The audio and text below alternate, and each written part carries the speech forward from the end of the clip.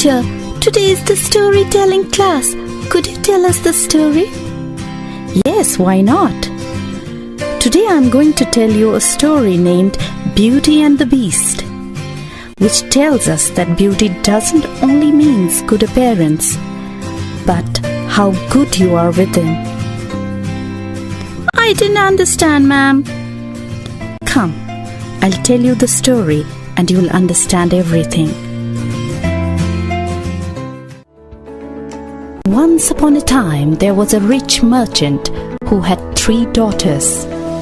He was so proud of them that he gave them everything they could want. They were all beautiful, but the most beautiful all was the youngest, who was called Beauty. She was so lovely that her sisters could not help being jealous of her. The merchant's luck changed and he lost all his money. He and his daughters had to move into a small cottage in the country. The girls had to work hard growing vegetables and milking the cows. The 2 eldest hated their new life and did nothing but complain that their father could no longer buy them fine dresses and jewels. Only Beauty was happy and sang cheerfully all day long. One day, the merchant received news that one of his ships, which he had thought lost at sea, had reached port loaded with a rich cargo.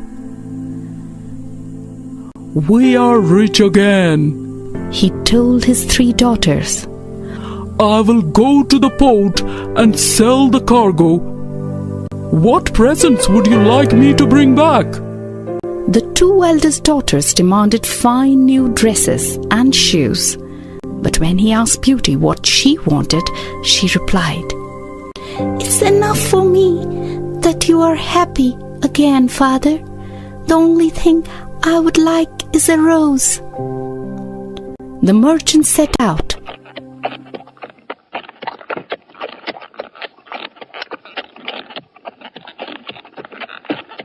But when he reached the port, he found that the sailors had sold all the cargo and cheated him of his money. Sadly, he began his journey home just as poor as when he had left. He was riding through a dark forest when night began to fall. As it grew darker, a storm blew up and he lost his way. He saw a glimmer of light through the trees. Riding forward, he found himself outside a large palace. In the courtyard, he discovered stables stocked with hay, but there was no one to be seen. He left his horse in one of the stalls and went into the palace to see if he could find someone to ask if he might stay for the night.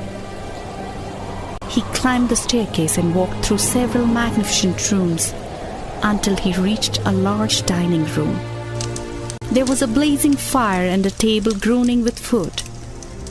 He listened, waiting for someone to come, but he heard nothing. At last, when he could wait no longer, he sat down and ate a large dinner. After his meal, he found a comfortable bedroom and went straight to sleep. When he woke up, he found that a new suit of clothes had been laid out for him. He put it on and returned to the dining room. Breakfast had been laid, but there was still no sign of any servants or the owner of the palace. The merchant was very puzzled by all this. After he had eaten, the merchant decided to explore. Outside, he found a beautiful garden filled with rose bushes. Remembering his promise to Beauty, he reached out and picked a blossom. At once he heard a mighty roar behind him. He spun round, terrified. In front of him stood a ferocious beast, baring his teeth. "You ungrateful wretch!" roared the beast. I saved your life, fed and clothed you, and you show your gratitude by stealing my roses, which I love more than anything in the world. For this crime, you will die. Forgive me, cried the merchant, falling on his knees. I did not mean to anger you.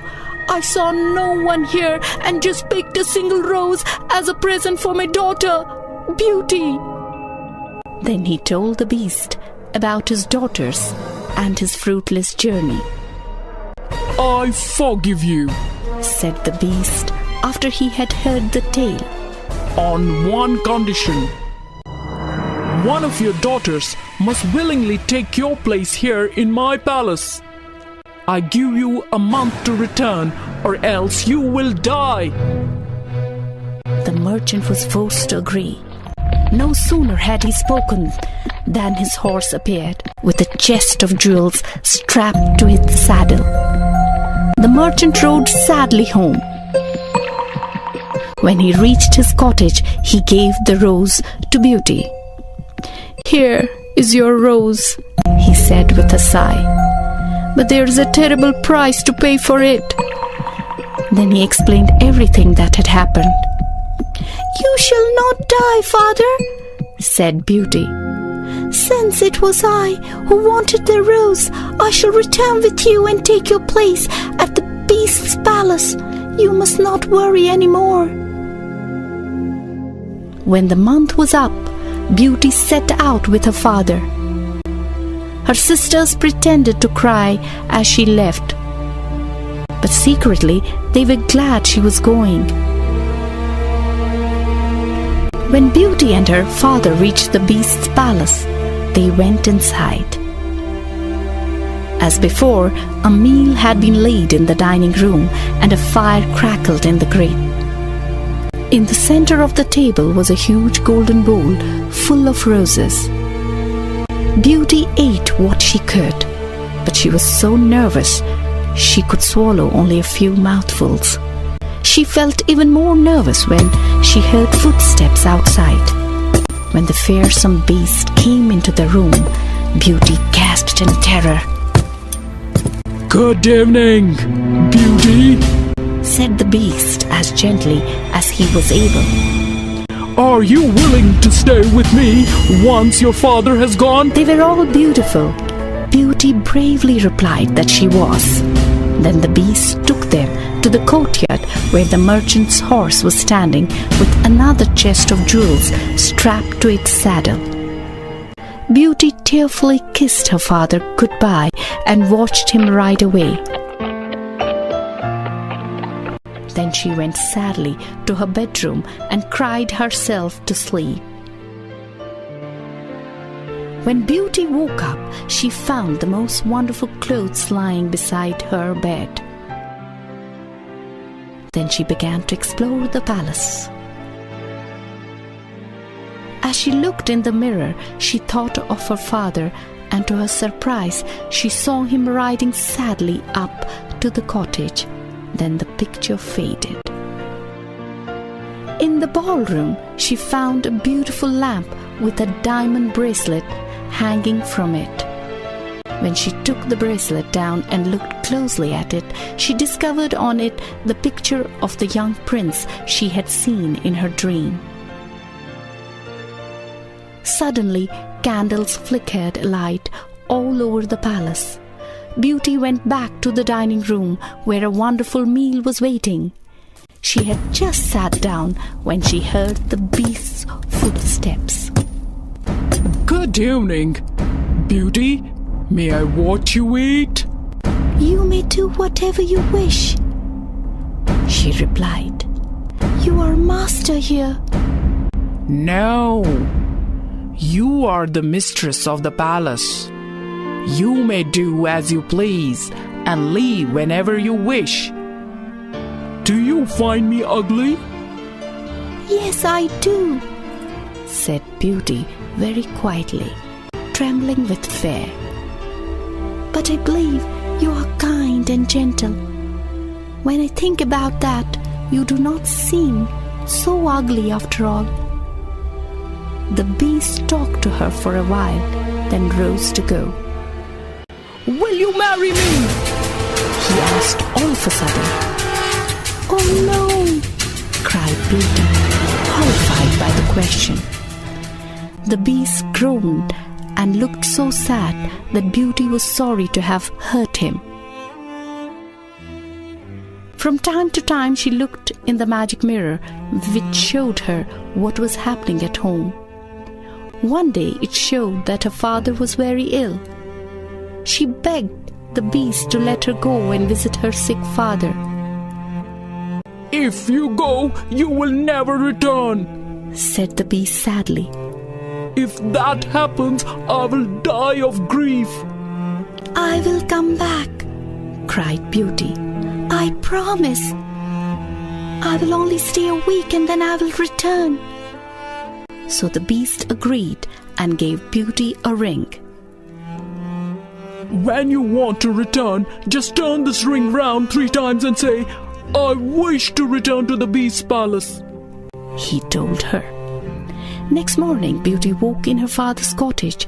As soon as he saw her, he began to get better, and with Beauty as his nurse, he was soon completely well again. Beauty was so happy to be with her family that she forgot all about the promise she had made to the Beast. One night she dreamt that the Beast was very ill and was lying in the castle garden. She woke up startled. I must return at once. She turned the ring 3 times and immediately found herself back in the Beast's palace. Everything seemed the same. She put on her most beautiful dress and waited impatiently to see him. The day passed and the evening came, but there was no sign of the Beast. Then she remembered her dream and ran out into the garden. There she found the Beast lying on the grass. He seemed close to death. Beauty knelt beside him and stroked his furry head. At once his eyes opened. He gazed up at Beauty in amazement. Beauty, you have returned, he whispered weakly. I was dying because I thought you had forgotten me. Then he added softly, Will you marry me? Yes, I will, replied Beauty, for she realized now that she loved him. At once there was a sudden blaze of light and an explosion of fireworks. Beauty looked round startled, then turned to the Beast. To her great amazement, the Beast had disappeared, and in his place was a handsome prince. Beauty recognized him as the prince from her dreams. Beauty, said the prince, smiling at her, your love has broken the spell put on me by a wicked fairy. I was cursed to be a beast until a girl willingly agreed to be my wife. The wedding was magnificent, and the wedding party lasted for a year and a day. But the happiness of Beauty and her prince lasted for the rest of their lives.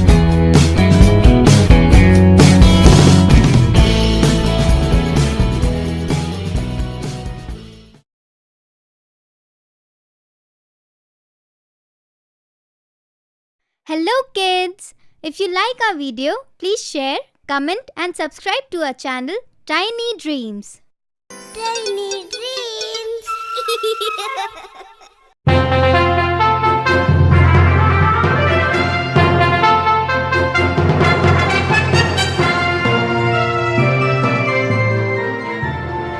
Once upon a time, there lived a beautiful girl called Cinderella. She lived with her father, stepmother, and 2 stepsisters. After the death of her father, the wicked mother and her daughters began treating Cinderella like a slave. They made her do all the household chores and never made her feel part of the family. Cinderella used to feel very lonely.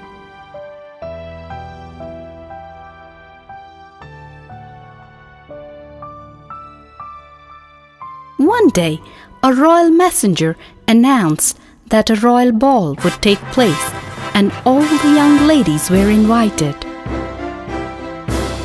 I will wear my red velvet gown, said the eldest stepsister happily. I will wear my green velvet gown, said the youngest stepsister. The day of the ball arrived. The stepmother and her daughters dressed up and went to the ball.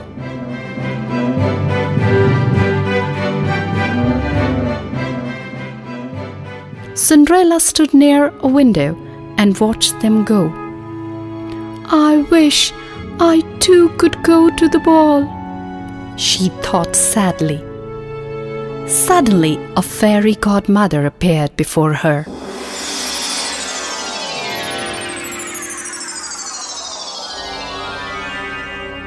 Why are you crying, my dear? Do you want to attend the royal ball? She asked kindly. Yes, but how can I go to the ball dressed in rags? Cinderella asked the fairy. Wipe your tears. Bring me a pumpkin, 6 mice, and a rat, said the fairy godmother. At once Cinderella obeyed. The fairy godmother touched the pumpkin with her magic wand. Instantly it changed into a beautiful golden coach. Then the fairy godmother turned the mice into 6 horses and the rat into a coachman. Now all you need is a nice dress, said the fairy godmother. She lightly tapped Cinderella with her wand. Immediately her rags changed into the most beautiful gown she had ever seen. Now Cinderella looked like a princess. As Cinderella sat in the coach, the fairy godmother warned her. Remember, you must return before midnight or the magic will be over. I will, promised Cinderella. Soon Cinderella reached the palace. All the people in the ballroom gazed at her. What a beautiful girl, they whispered. What a beautiful dress, sighed the stepsisters. The prince too was enchanted by Cinderella's beauty. All evening he danced only with her.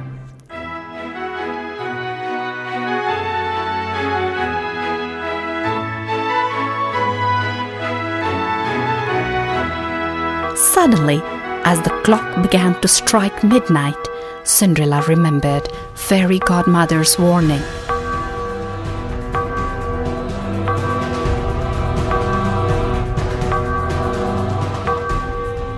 Oh, I must go, cried Cinderella and ran out.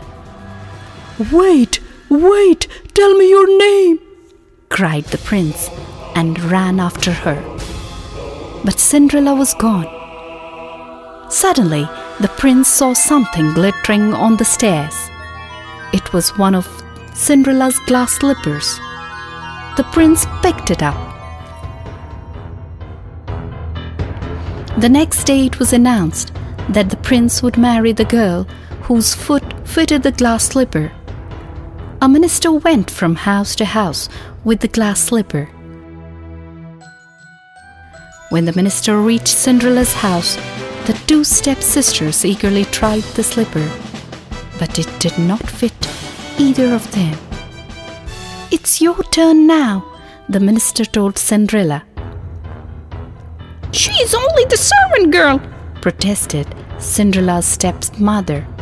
"She must try too," replied the minister. The slippers fitted Cinderella perfectly. Her stepmother and stepsisters were shocked. Just then, the fairy godmother appeared.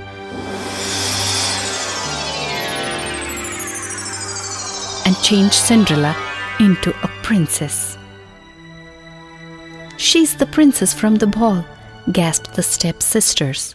Cinderella got married to the prince, and they lived happily ever after.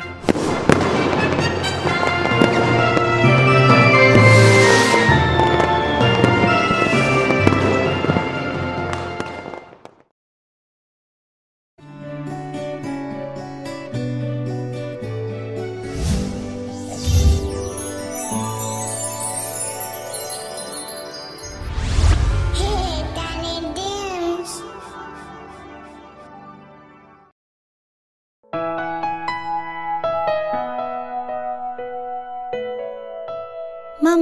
Mama, can you make a bread for me? No, my child. But I can tell you an interesting story titled Gingerbread Man. Oh, yes, Mama. I would love to hear that story.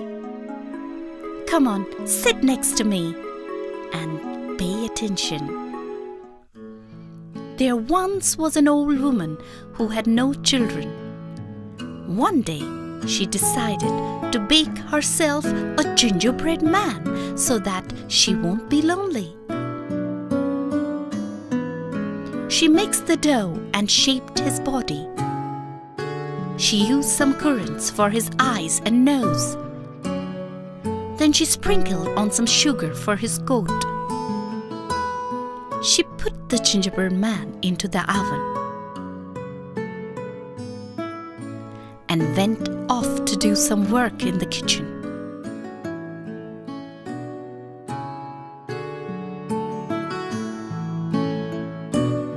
When it was time to take it out, she heard a sound coming from the oven.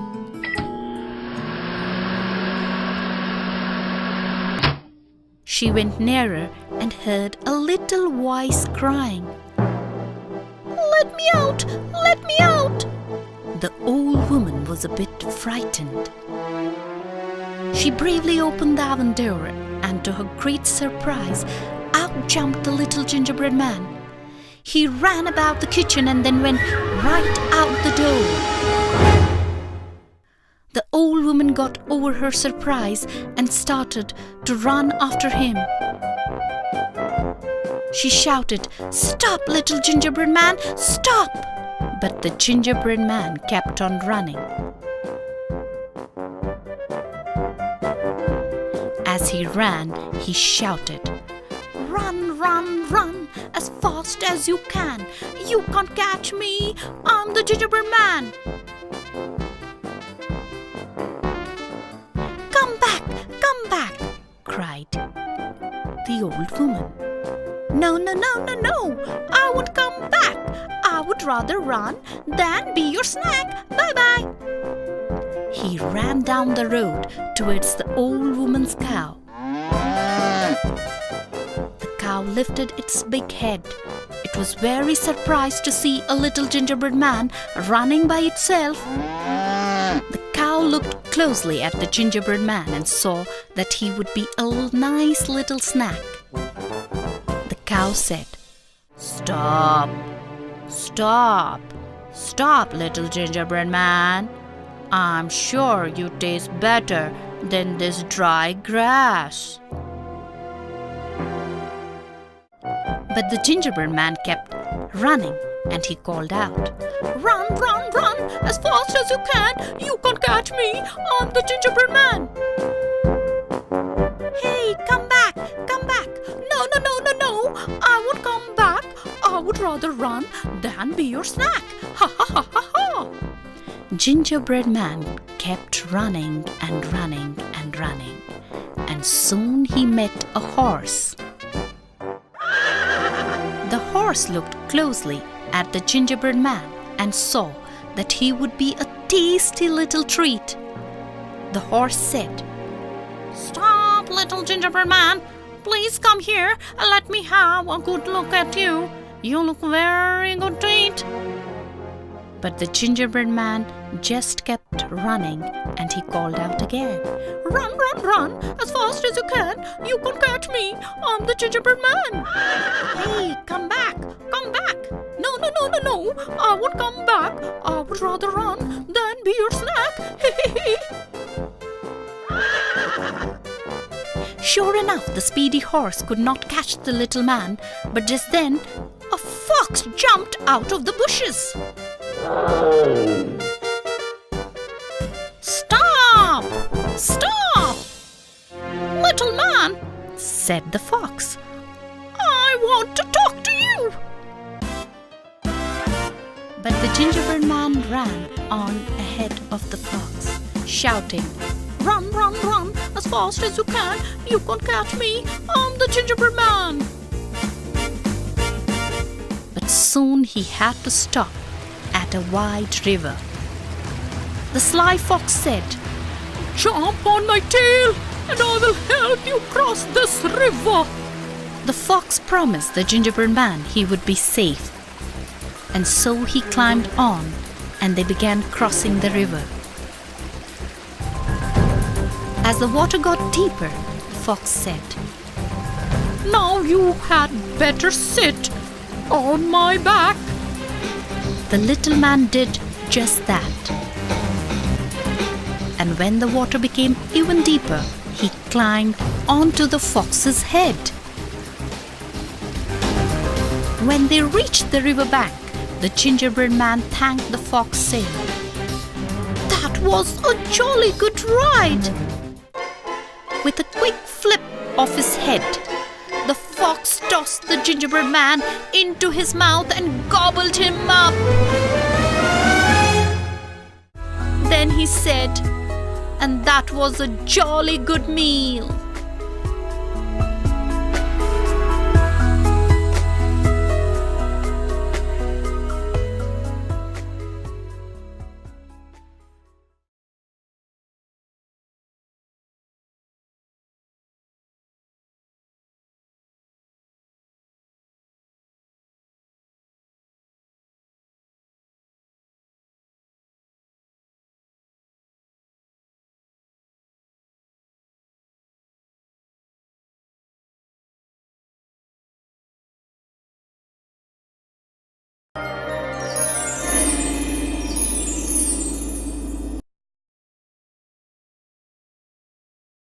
The Goldilocks and the Three Bears. "Mama, I'm feeling hungry. Can you give me something to eat?" "Would you like to have some porridge?" "Porridge?" "Do you know about the family of bears who loved porridge for breakfast?" "No, Mama. Tell me more." "Okay, come sit next to me and listen carefully." Once upon a time, there were 3 bears who lived in a cottage in a forest. Father Bear was very big and had a deep, growly voice. Mother Bear was medium-sized and had a soft, middling, deep voice. Baby Bear was very small indeed and had a tiny, squeaky voice. They each had their own chair, their very own bed, their very own porridge bowl, and their very own spoon. Every morning, Mother Bear boiled porridge for breakfast and poured it into 3 bowls. There was a very big bowl for Father Bear, a medium-sized bowl for Mother Bear, and a tiny little bowl for Baby Bear. One morning, the 3 bears sat down as usual. They each took a spoonful of the steaming porridge. Ouch! My porridge is too much hot.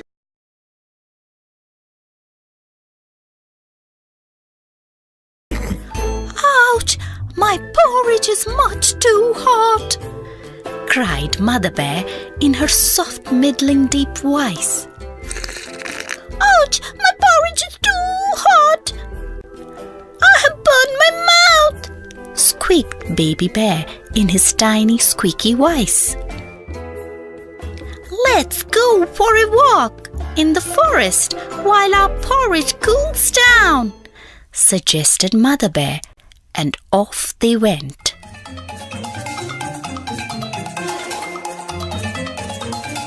No sooner had the bears left the house than a little girl stopped at the front gate.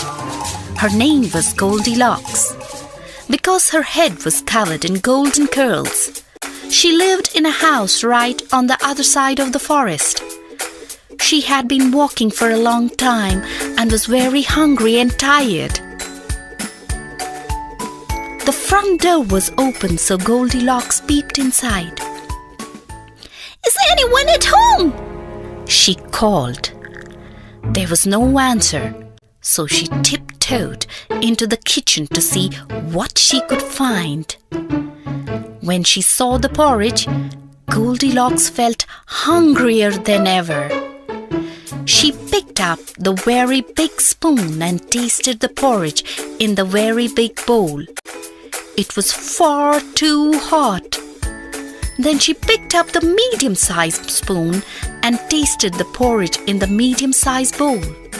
But that was much too lumpy. Then she picked up the very small spoon and tasted the porridge in the smallest bowl. It was just right. She ate it all up. "I will sit down and rest for a minute before walking home," Goldilocks thought to herself. First she sat down in Father Bear's very big chair, but it was much too hard.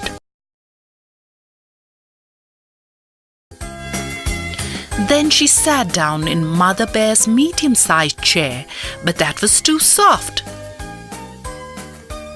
Then she tried Baby Bear's tiny little chair. It seemed just right. But Goldilocks was far too heavy for it. The chair began to crack and then broke into bits. Goldilocks was sorry about the chair, but there was nothing she could do.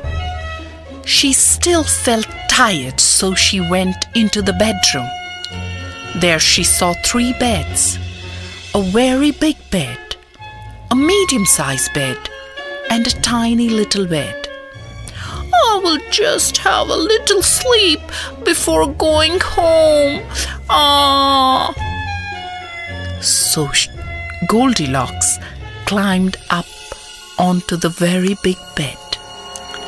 But when she lay down, she found it was much too hard.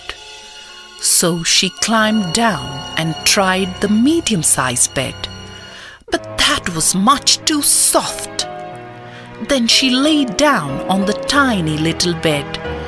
It was just right. Goldilocks fell fast asleep in no time at all.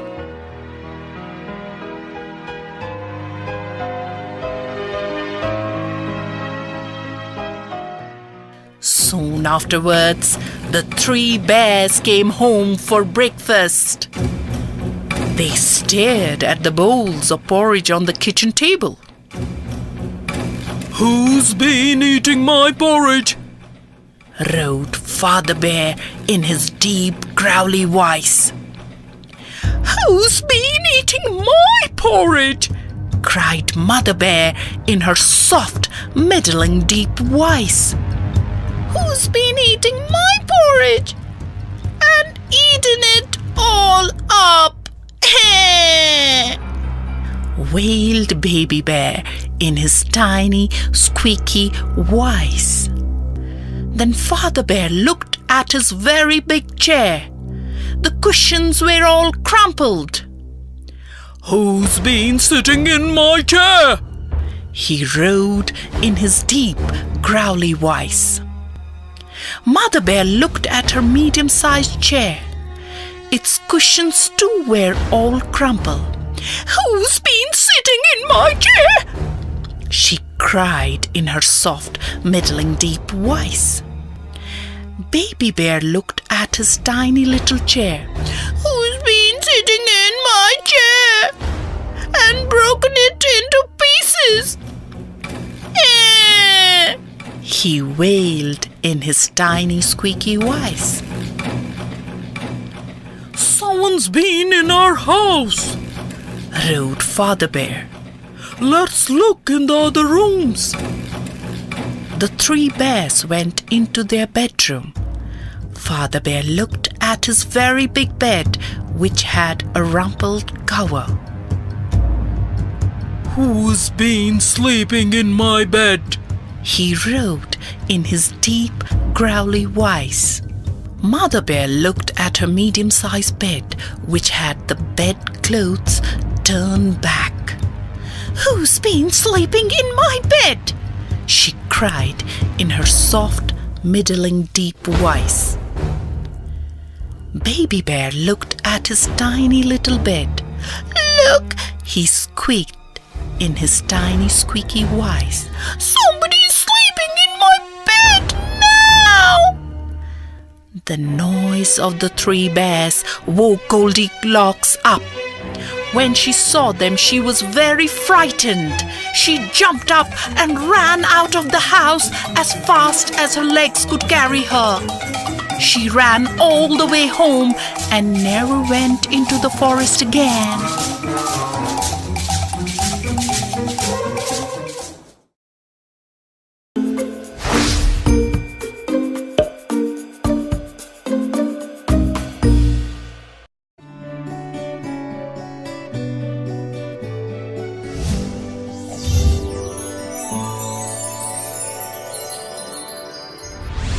Hey, Danny Dims. Children, let's listen to this wonderful story about a caterpillar's journey. The Hungry Caterpillar. In the light of the moon, a little egg lay on a leaf. One Sunday morning, the warm sun came up, and popped out of the egg came a tiny and very hungry caterpillar. He started to look for some food. On Monday, he ate through one apple and was still very hungry. "Oops, I'm very hungry," he said. On Tuesday, he ate through 2 pears. He screamed, "But I'm hungry again. I want some food." On Wednesday, he ate through 3 plums, but that did not reduce his hunger. He cried out, "Look, I'm still very hungry." On Thursday, he ate through 4 fresh strawberries and was still very hungry. He groaned, "I'm hungry and I still want to eat." On Friday, he ate through 5 sweet mangoes, but he was still very hungry.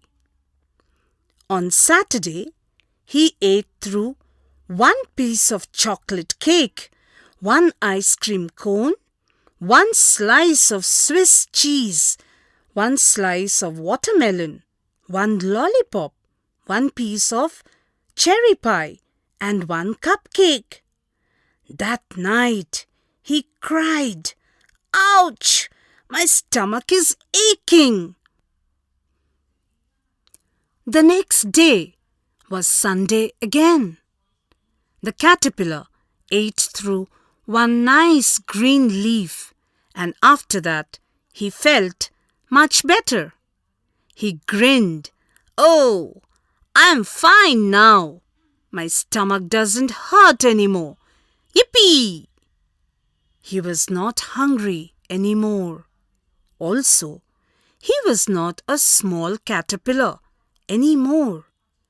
He screamed, "Hey, I'm a biggie now. Look at my size. I'm no more tiny. Ha ha ha." Then he built up a small house called a cocoon around himself. He stayed inside for more than 14 days. He said, "Let me nibble a hole and push myself out of the cocoon." Then a magic happened. Abracadabra, abracadabra. The caterpillar had turned into a beautiful butterfly. He was so happy about it. He screamed with joy, "Hey, have a look at me! See how beautiful I am! And I can fly way up high in the sky."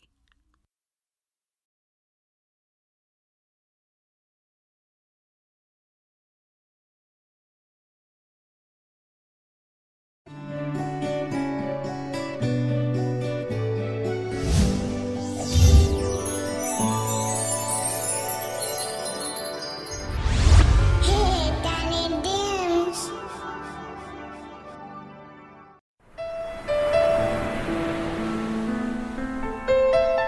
The Little Mermaid. Deep inside the blue sea, where the sun rays could not reach, stood the kingdom of the Sea King. His kingdom was more magnificent than any palace built by man. King lived with his old mother and 6 beautiful daughters. The mermaids were forbidden to rise above water until they were 15. One by one, the princesses turned 15. Every time a princess returned from her trips above water, she told a wonderful story. "I saw beautiful castles," said one. "I saw huge cities," said another, increasing the curiosity of the youngest princess, Ariel. At last, Ariel too turned 15. "I will now see the land of men," she exclaimed with joy. The little mermaid waited impatiently for the evening and then rose above water. She saw a ship. "I must take a closer look at this beautiful ship," said Ariel to her best friend. As she swam towards the ship, she saw several firecrackers light up the night sky. The night sky was lit with a beautiful display of colors.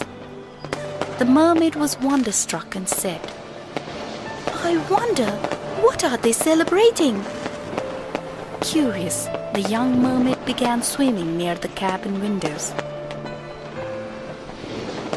Then, by a cabin window, she saw a handsome prince named Eric, looking outside towards the sea.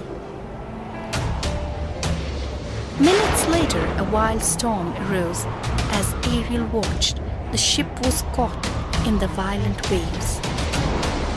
Winds howled and lightning struck the ship. Soon the ship was on fire. The little mermaid looked on from just beneath the water surface helplessly. Just then, a huge wave crashed over the deck. In a flash of lightning, Ariel saw that Prince Eric was thrown into the sea. As fast as she could in the raging waves, Ariel caught hold of Prince and brought him to the sea surface. The prince was unconscious. Then in the raging storm, she swam with the prince towards the seashore.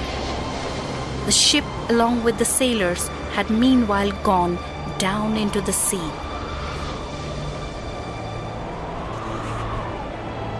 When the mermaid had brought the prince to the shore, she remained beside him.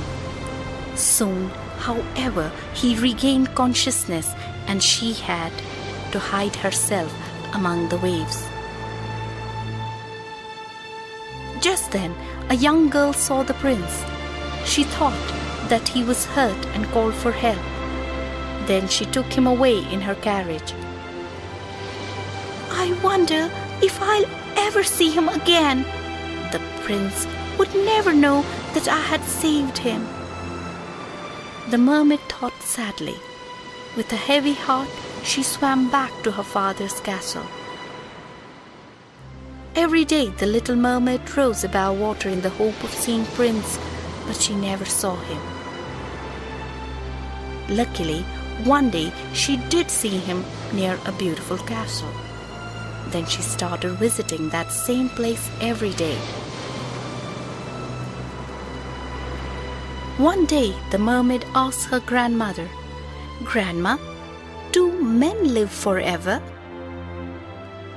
"No, they must die But unlike us, they have immortal souls that live forever," said her grandmother. From that moment, the little mermaid was determined to become a human being and have an immortal soul. "I will ask the sea witch for help," she often thought. One day, Ariel went to the sea witch and told her what she wanted.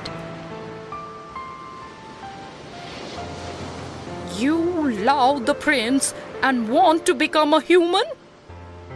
I can help you, but in return, I want your sweet voice," said the sea witch.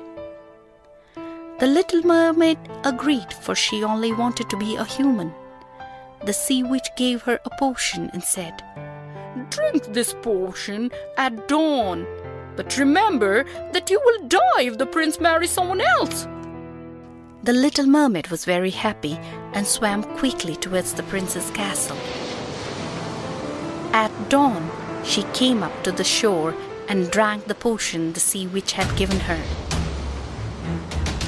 At once, she was in terrible pain. It seemed to her that she was burning. When she could bear the pain no longer, she fainted. When she recovered, she saw the prince standing beside her. The little mermaid was filled with joy. "Who are you?"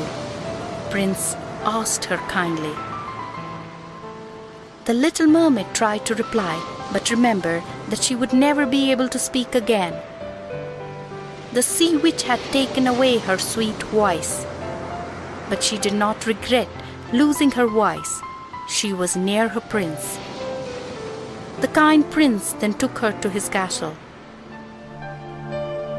The mermaid now lived in the prince's castle, but as time passed, she realized that the prince only thought of her as his friend. He did not love her. The little mermaid was sad.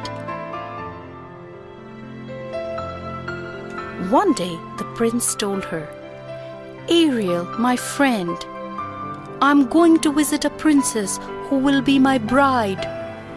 I want you to come with me." The little mermaid agreed. Now the prince's bride turned out to be the same girl who had helped him on the seashore. Later, as they returned to the prince's kingdom, the little mermaid remembered the words of the sea witch. She thought standing on the ship's deck, "Though I have become human, I have not been able to get my love." As her thoughts gradually turned to her father and sisters, she thought that her sisters were swimming by the side of the ship. When she looked again, indeed her sisters were looking at her with bleeding eyes. She saw that her sister's hair was cut short. Surprised, she asked with gestures, "What are you all doing here? Why have you all cut your hair?" "Ariel, we have given out here to the sea witch in exchange for this dagger. You must pierce it through the prince's heart. You will once again become a mermaid the moment his blood will fall on his feet.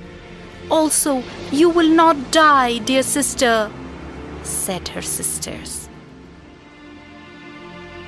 The little mermaid took the dagger from her sisters, but as she went towards the prince's room, she stopped. "I cannot kill the prince," she thought, and flung the dagger into the sea. The next moment, the sea water turned red, and before his sisters could understand anything, the little mermaid jumped into the sea from the ship's deck. But instead of falling down into the sea, the little mermaid felt as if she was rising higher and higher into the sky. Hundreds of transparent beings were flying in the air around her. They surrounded her and said, "We are the daughters of air. You are one of us now. Come with us. With your good deeds, you have earned an immortal soul." Ariel, the little mermaid, got everlasting happiness, for she had sacrificed her life for the prince whom she loved.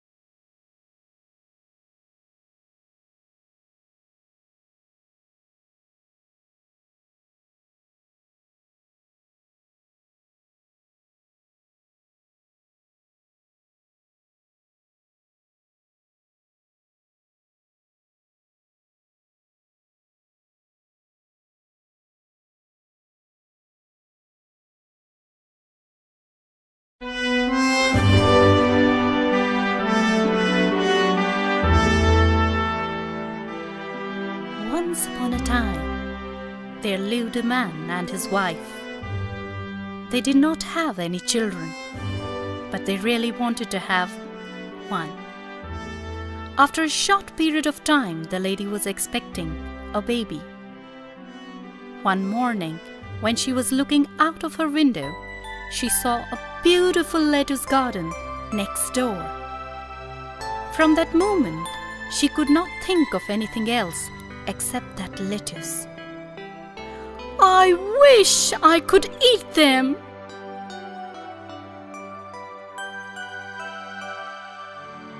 The husband's heart sank when he heard her.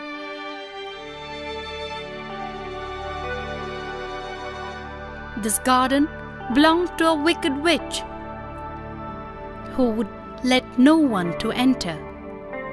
But he loved his wife very much, and so with pounding heart, he went into the garden to pick the juicy lettuce. But as he was about to pick the lettuce, the wicked witch caught him. You thief! How dare you enter my garden? She screamed. He fell at her feet and begged, Please don't curse me. If my wife doesn't eat this, she will die. She's going to have a baby and is very ill.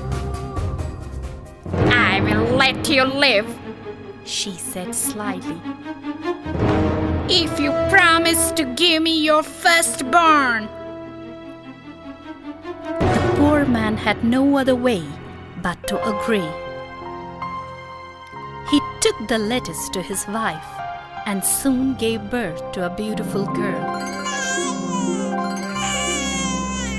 But as per the agreement, the witch came to take the baby away.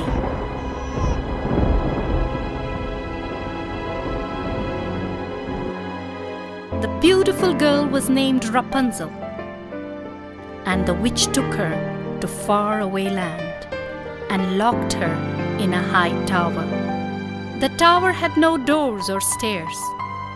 There was only a window on top. The only person whom Rapunzel ever saw was the wicked witch. She grew up to become the most beautiful girl, with pretty eyes, beautiful voice, and her golden hair grew very, very long. All day long, when Rapunzel was alone, she would sing and weep. Such lovely things are yours and mine forever. The peaceful streams, the murmurs of the sea, the far-off hills that glow with purple heather. Such lovely things God made for you and me. Hey birds, sing with me. I'm alone. Come, be my friend. Rapunzel wanted to go out and explore the world, but she was locked in that high tower. Every day, the wicked witch came to the tower with food. She stood at the bottom of the tower and shouted, "Rapunzel! Rapunzel! Let your hair down!" Rapunzel would drop her long braided hair through the window. The witch used the hair as a rope to climb into the tower.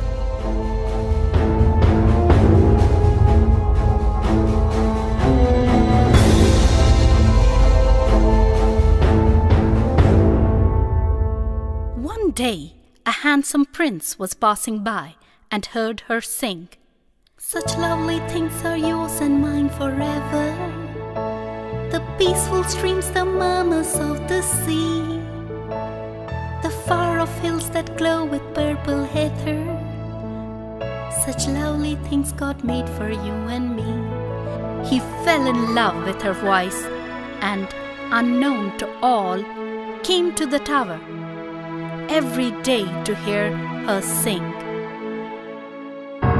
One day, the prince saw the witch climbing up the tower using Rapunzel's hair. The next day, the prince too called out to Rapunzel, "Rapunzel, Rapunzel, let down your hair," he said. The prince climbed to the top of the tower. After that, Prince came to meet Rapunzel every day. Alas, the witch soon discovered the prince with Rapunzel. She pushed him from the tower onto a thorny bush, making him blind. She banished Rapunzel into the desert far away.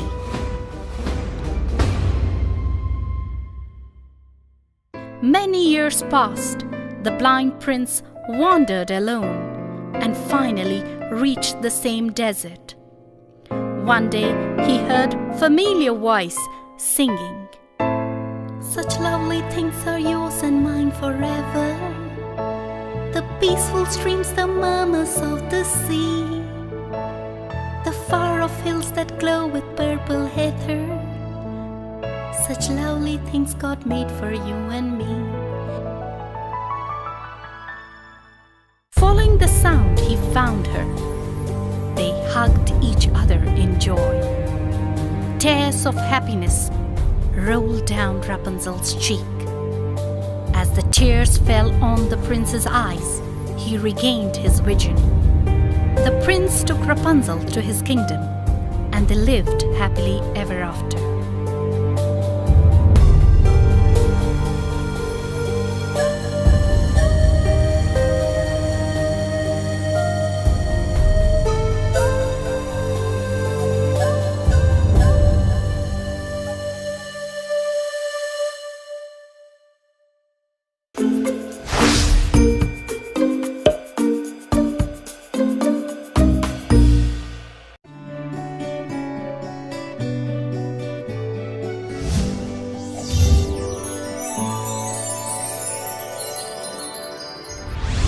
Hey, Danny Dims.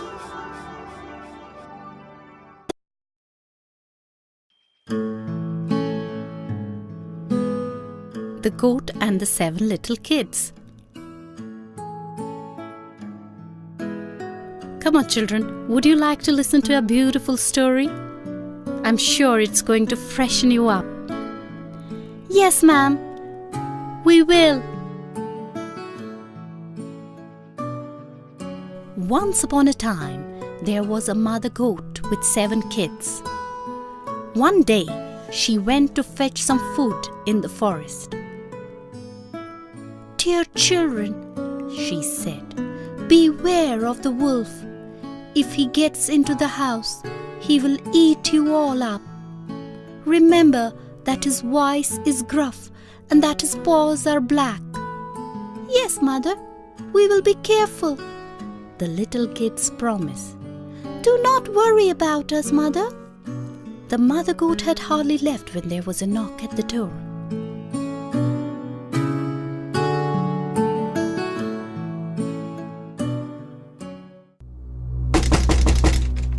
"Open up, dear children. This is your mother.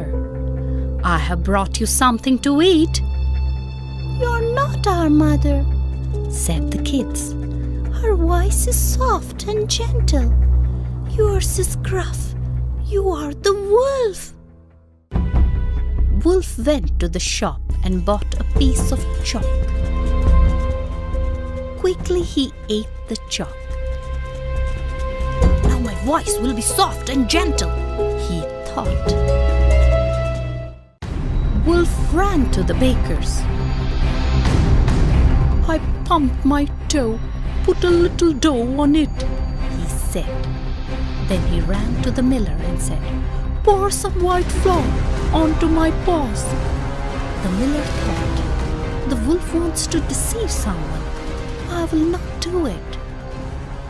"Do as I say," shouted the wolf, "or else I will eat you up." The miller was very frightened. He poured flour onto the wolf's paws. Wolf knocked on the door again. "Open up, dear children.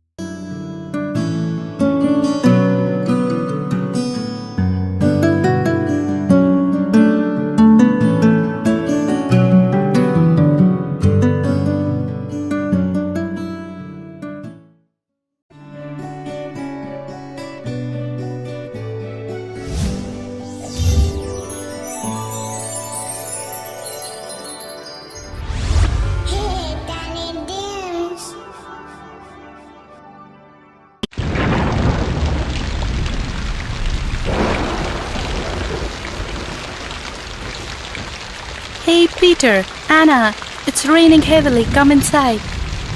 No, Mama, we want to play. And what about a story? Yay! We are coming! Mama, what story are you going to tell? Come, sit with me. I'm going to tell you the story named Snow White and the Seven Dwarfs. It was the middle of winter. The snow fell softly as a beautiful queen sat sewing by a window. As she gazed out at the wintry scene and watched a blackbird perching on a snow-covered branch, she pricked her finger with her needle. How I wish I had a daughter with skin as white as the snow, lips as red as my blood, and hair as black as a blackbird, she thought. Not long afterwards, the queen did indeed have a pretty baby girl who was just like the one she had wished for. The queen called her daughter Snow White. Sadly, the queen died soon after Snow White was born, and Snow White's father, the king, married again. His new queen was very beautiful but vain. Every day she would go to her magic mirror and say, "Mirror, mirror on the wall, who is the fairest of them all?" And the mirror would reply, You, O Queen, are the fairest one of all. Then the queen would smile because she knew that the mirror always spoke the truth. The years passed, and Snow White grew into a beautiful girl. One day, the queen looked in the magic mirror and said, "Mirror, mirror on the wall, who is the fairest of them all?" And this time the mirror replied, You are fair, O Queen, it's true, but Snow White is fairer now than you. The queen was so angry and jealous that she decided Snow White must die at once. She sent for her huntsman and told him to take Snow White deep into the forest and kill her. He must then bring back her heart to prove she was dead. The huntsman led Snow White deep into the forest and drew his knife. Snow White fell to her knees and begged him to spare her life. The huntsman was very sad. Like all the royal servants, he loved Snow White, yet he did not dare disobey the queen. But when he saw Snow White crying, he took pity on her. I cannot kill you, He said, but I cannot take you back either. I will leave you here, but you must promise never to return home. Snow White agreed. So the huntsman left her and returned to the palace. On the way, he killed a deer and cut out its heart. He took this to the queen and pretended it was Snow White's heart. Poor Snow White wandered through the forest feeling tired, lonely, and very hungry. At last she reached a clearing and saw a little house. She tapped on the door, and when there was no answer, she went inside. There she saw a long, low table laid with 7 plates. There were 7 little cups, 7 little knives and forks, and 7 little bowls. Snow White was so hungry that she sat down and took some bread and cheese and drank a cup of milk. Then she went upstairs and found a room with 7 little beds. She found one that was comfortable, snuggled into it, and fell sound asleep. Now, the cottage was the home of 7 dwarfs. Every day they went to a nearby mine and dug for diamonds. When night came, they returned home carrying their shovels, pickaxes, and bags of jewels. When they arrived home on this particular night, they saw at once that someone had been in their house and eaten some of their food. When they went upstairs, they straightway saw Snow White asleep. "Who can this beautiful girl be?" they asked each other in amazement. When Snow White woke up, she told them her story. The dwarfs felt so sorry for her that they invited her to stay with them and be their housekeeper. But they warned her that she must never open the door to anyone while they were away at the mine in case the wicked queen found out she was alive and came to kill her. Snow White stayed with the dwarfs. She was very happy looking after them, and before long she forgot all about the wicked queen.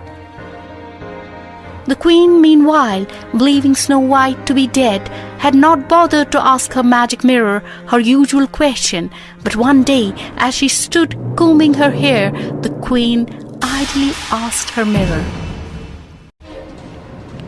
"Mirror, mirror on the wall, who is the fairest of them all?" And the mirror promptly replied, You, O Queen, are fair, it's true, but Snow White is fairer far than you. Deep within the greenwood shade, Snow White with dwarfs her home has made. The queen was furious, and realizing that the huntsman had tricked her, she decided to kill Snow White herself.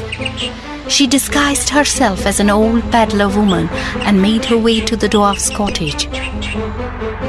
There she found Snow White sitting by the window.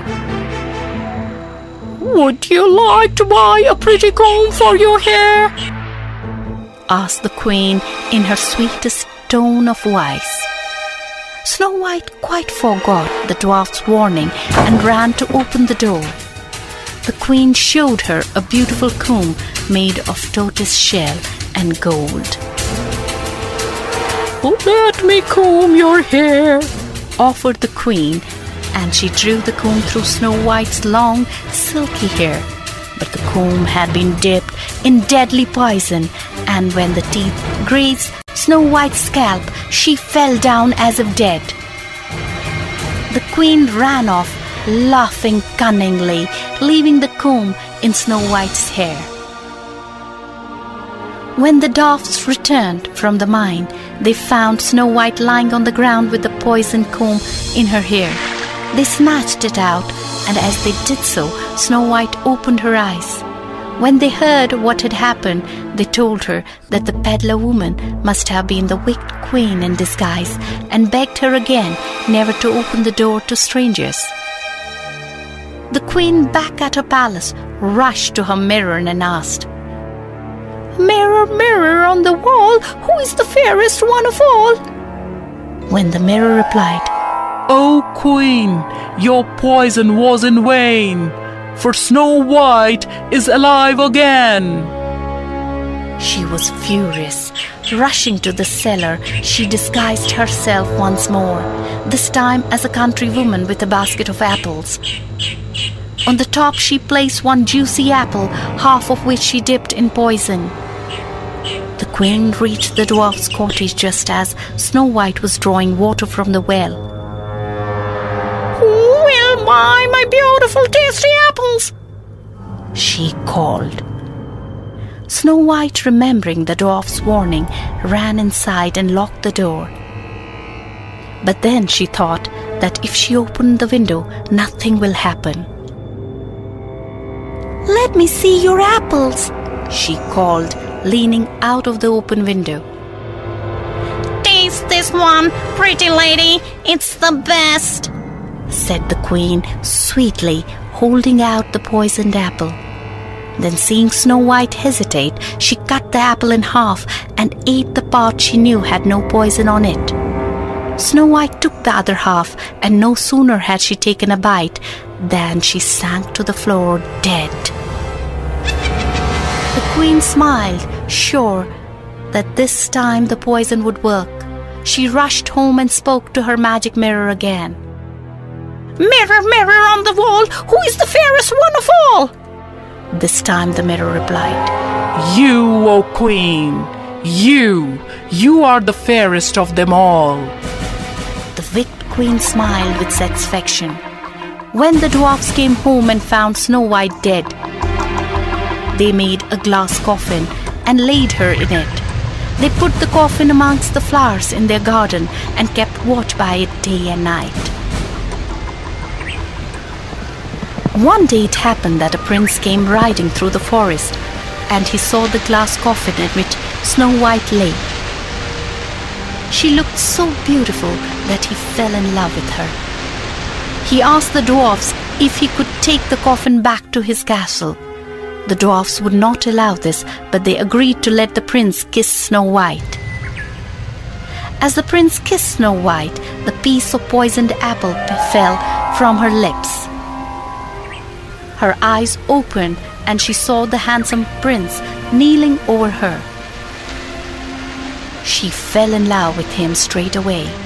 The dwarfs were overjoyed that she was alive once more, and even more delighted when the prince and Snow White agreed to marry. When the queen once again asked the mirror her favorite question, Mirror, mirror on the wall, who is the fairest one of all? It replied, You, O Queen, are the fair, it's true. But Queen Snow White is fairer still than you. The queen smashed the magic mirror in her rage. The king, who had discovered how she had tried to kill his lovely daughter, Snow White, banished her from the land. Snow White said goodbye to the dwarfs and rode away with her handsome prince. They were married and lived happily ever after.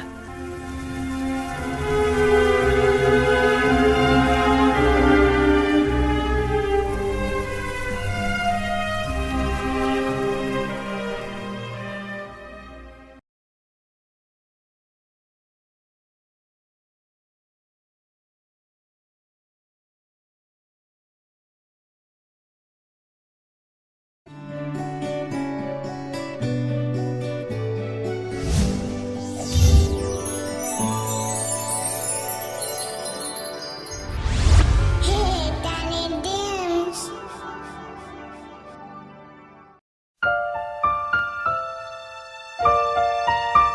The Thirsty Crow. Teacher, I can't get the book from the shelf. It's too high for me. Nothing is impossible, dear. Where there's a will, there's a way. I didn't get it, teacher. Come on, listen to this beautiful story and you will understand everything. On a hot summer day, a crow was flying high up in the sky. After a long flight, the crow was tired and thirsty. He gazed here and there to find some water, but there was none. Suddenly, the crow saw a big earthen pot. He happily flew down to the pot and peeped in with great hope. But the water was at the bottom of the pot. The thirsty crow tried hard to reach the water. However, he couldn't succeed. Crow was thirsty and there was no other source of water. So he began thinking of ways to get water from the pot. He looked around and found some pebbles lying on the ground. Suddenly, an idea sprang to his mind. The crow picked up the pebbles in his beak one by one and dropped them in the pot.